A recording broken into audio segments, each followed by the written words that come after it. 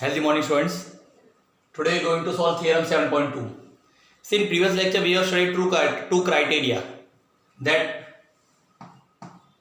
were ASA and SAS. ASA, that means angle side angle.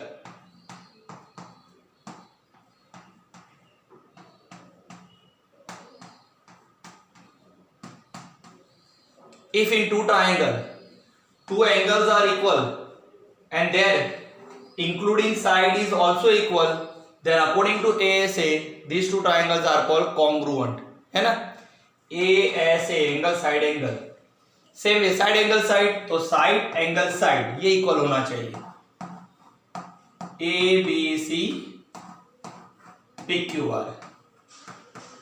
If AB equal to PQ, BC equals to QR.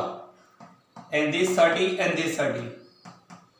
So side angle side in two triangle, if two sides are equal and their including angle is also equal, यानी दो side से form होने वाला angle भी अगर equal है, then that two triangles are called congruent triangle. Okay, so you have to remember these two criteria, ASA and SAS. And one more thing I want to explain over here. CPCT. Meaning of this CPCT. C stand for, let me write over here,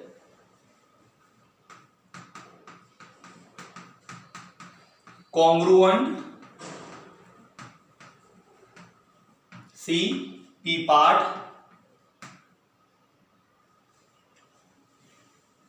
Sorry, C stand for corresponding. P part of C congruent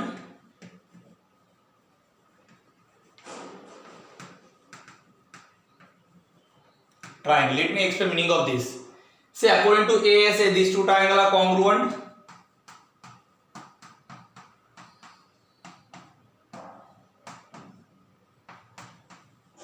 ठीक है, अगर कोई भी दो triangle में ए से हम apply करते हैं तो बाकी सारे कॉरस्पॉन्डिंग साइड और एंगल अपने आप इक्वल हो जाते हैं, प्रूव करने की जरूरत नहीं.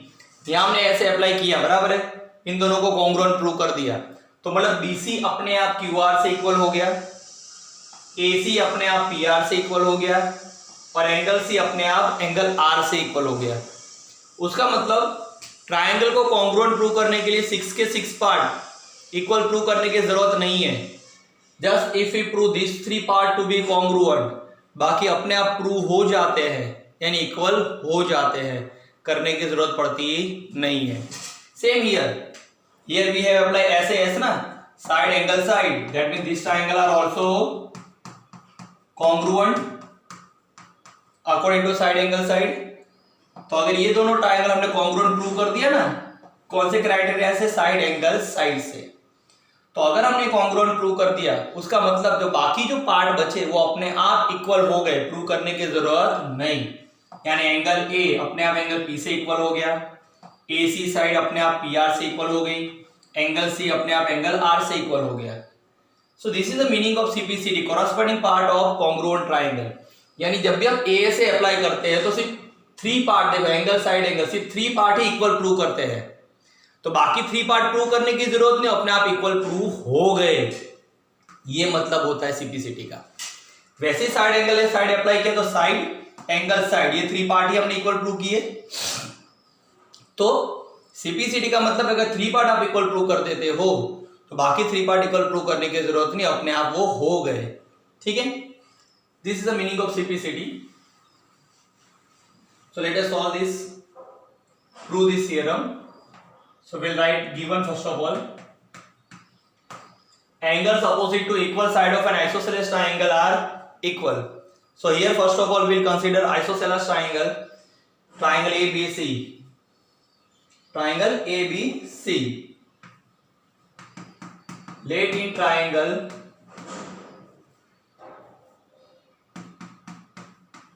isosceles triangle ABC AB equals to AC. AB equals to AC. So this is the data, and what we want to prove? To prove angle opposite to equal side of isosceles triangle are equal. So angles opposite to equal sides are equal. This thing we want to prove. First we'll draw the figure. This is a figure.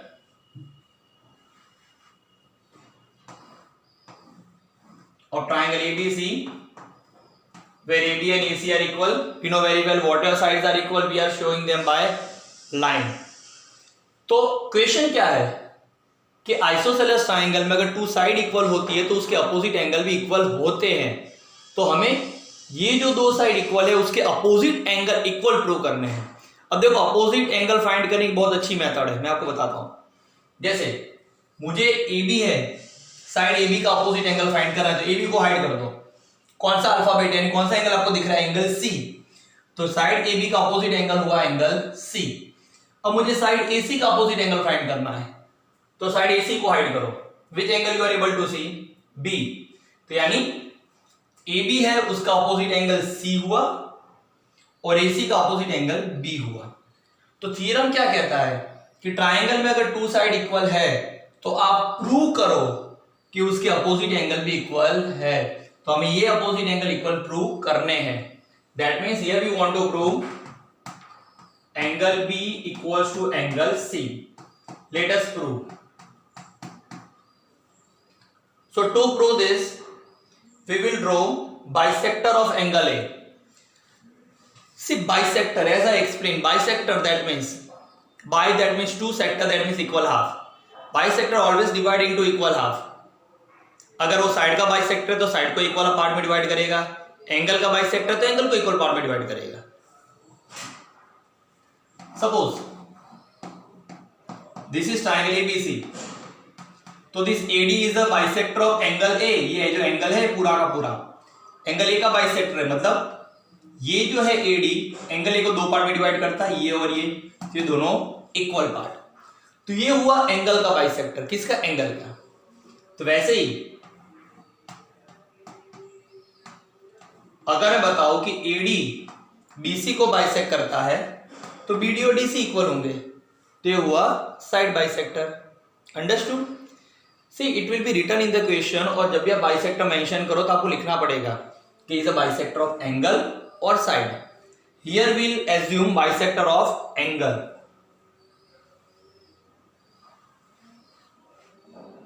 So will draw bisector of angle A on D.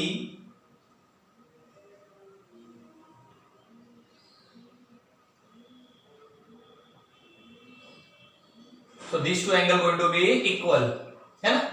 Like equal sides are represented by line, single line, double line, triple line, and angle, equal angle can be shown by circle, cross, जिससे आपको represent करना हो.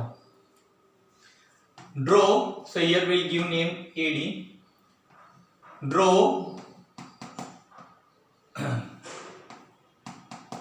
bisector of angle A on BC which intersect BC at D. Okay, so we have considered bisector of angle A, that means these two angles are equal. Now what we'll do, we will prove that these two triangles are equal. कौन से दो triangle form हो रहे हैं? Triangle ABD and triangle ACD. Two triangles are formed ना, ABD and ACD. Otherwise आप ऐसा भी बोल सकते हो BAD and CAD. तो टेक्सचुअल नेम के अकॉर्डिंग हम जाते हैं BAD CAD. Okay, in this way also you can give name. So let in triangle ABD or BAD and triangle CAD। देखो हमें ये दोनों ट्राइंगल को कॉन्ग्रुएंट प्रूव करना है। क्या कॉन्ग्रुएंट? तो हमारे पास दो क्राइटेरिया है,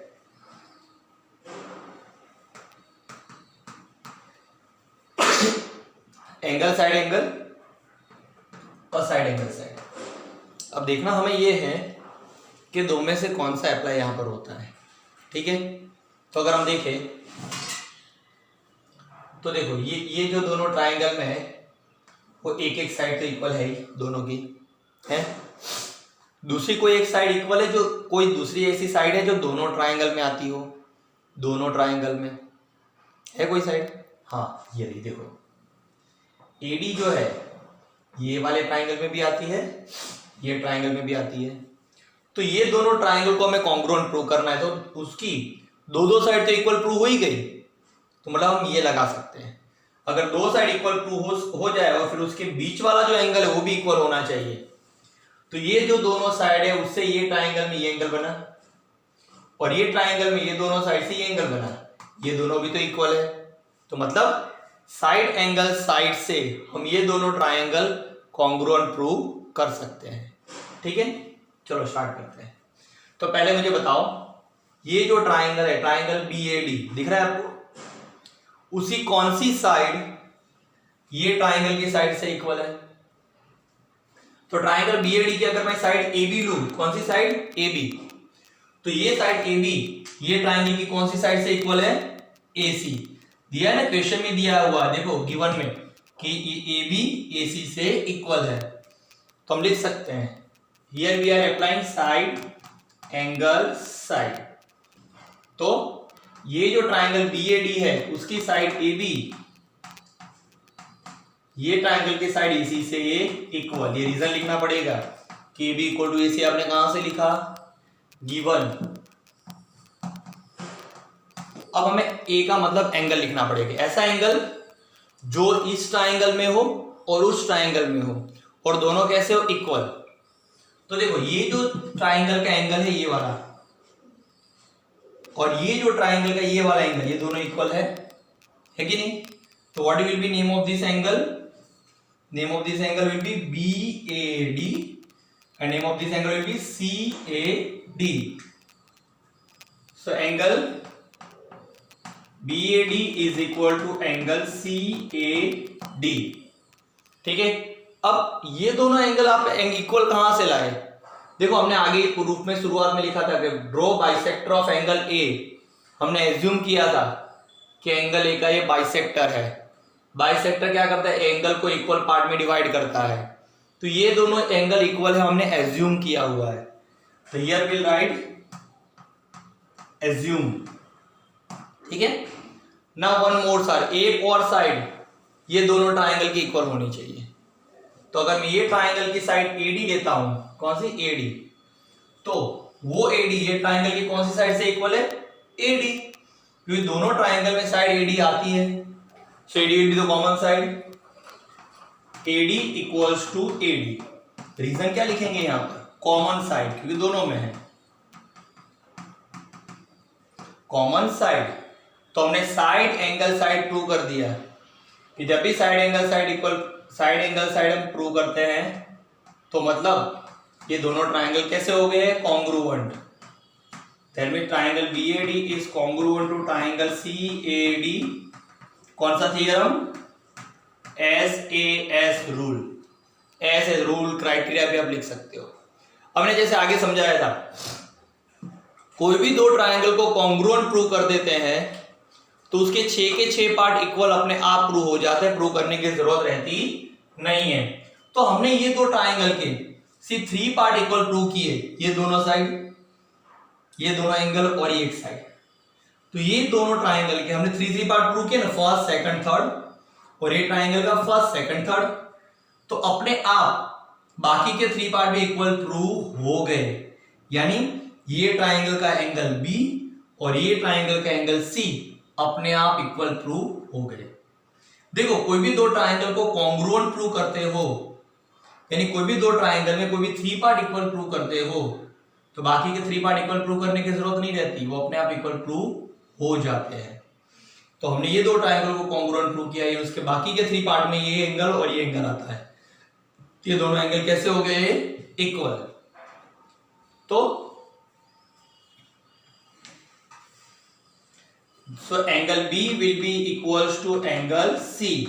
ठीक है, हमें रीजन लिखना पड़ेगा CPCT, जिसका मतलब होता है corresponding part of congruent triangles.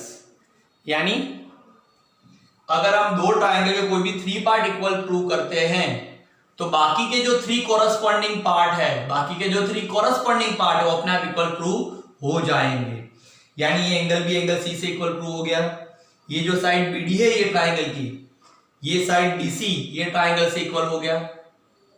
और तीसरा पार्ट कौन सा इक्वल प्रूव हुआ, देखो ये angle B angle C first part, ये सेकंड पार्ट, ठीक है, और थर्ड पार्ट तो उसके अंदर कॉमन है। So this theorem is prove. हमें इतना ही प्रूव करना था कि angle B equals to angle C, that's it, go through it.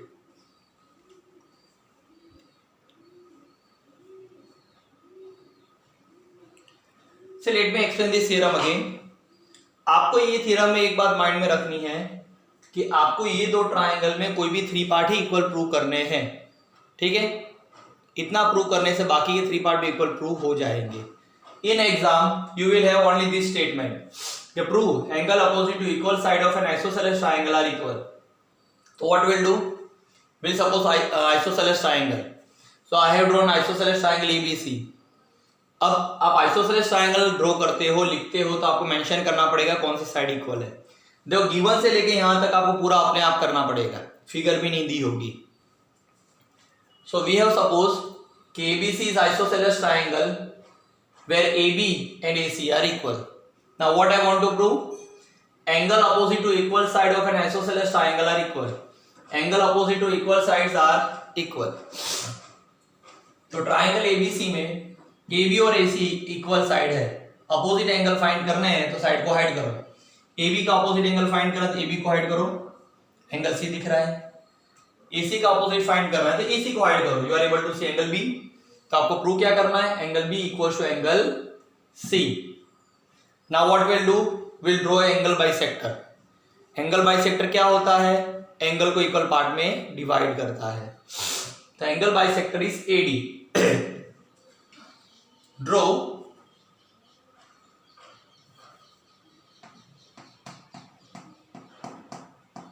bisector of angle A on BC। Bisector of angle A on BC which intersect BC at D लिखना जरूरी है। अब हम क्या करेंगे, ये दोनों ट्राइंगल को कॉन्ग्रुएंट प्रूव करेंगे। उसका मतलब ये ट्राइंगल के 3 पार्ट ये ट्राइंगल के 3 पार्ट से इक्वल प्रूव कर देंगे। और कौन कौन से साइड, एंगल साइड। तो ये ट्राइंगल की कोई भी एक साइड ले लो, कौन सी, AB। ठीक है, वो ट्राइंगल जो आपको दिख रहा है उसकी साइड AB, ये वाले ट्राइंगल की कौन सी साइड से इक्वल है, AC से। तो AB इक्वल टू AC हम कहां से लाए, ये गिवन, हमने गिवन में लिखा हुआ है। फिर हमें चाहिए एंगल, तो ये ट्राइंगल का ऐसा एंगल लो जो दूसरे ट्राइंगल से इक्वल हो। तो हमने ये एंगल लिया है ना, what is name of that angle, BAD। ये ट्राइंगल के कौन से एंगल से इक्वल, ये वाले, यानी CAD। ये दोनों एंगल इक्वल। लास्ट में और एक पार्ट चाहिए साइड, और एक साइड चाहिए जो दोनों ट्राइंगल में इक्वल हो। तो मैंने ये वाले ट्राइंगल की साइड AD ले ली और ये ट्राइंगल की भी साइड AD ले ली, क्योंकि दोनों में कॉमन साइड है, इक्वल ही होगी। तो SAS के अकॉर्डिंग ये दोनों ट्राइंगल कॉन्ग्रुएंट प्रूव हो गए। अब जब कॉन्ग्रुएंट ट्राइंगल प्रूव कर डालते हैं तो उसके सारे कॉरस्पॉन्डिंग पार्ट अपने आप इक्वल प्रूव हो जाते हैं। तो मैंने सिर्फ ये 3 पार्ट इक्वल प्रूव किए, तो बाकी के 3 पार्ट अपने आप इक्वल प्रूव हो गए। तो बाकी के 3 पार्ट में एंगल B और एंगल C भी आता है, तो angle B and angle C are equal. That's it, clear. This is the important theorem that you have to copy in your CW। Let us end this lecture over here. Bye. Have a nice day.